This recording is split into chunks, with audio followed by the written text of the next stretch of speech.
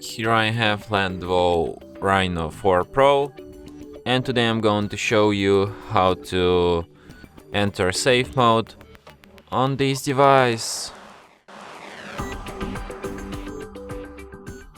So firstly you should hold down power key, and when you see this turn off menu, hold down your finger on power off.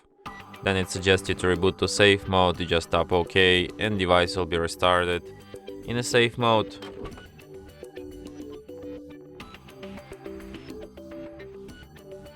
And as you can see, the sign here says safe mode, which is the proof that we're in a safe mode right now. So if you want to quit this mode, just restart your device and it will be restarted in a normal mode.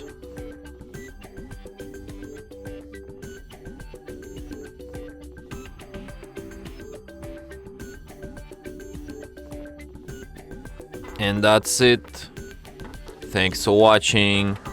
If you find this tutorial useful, don't forget to hit that like button and subscribe to our channel.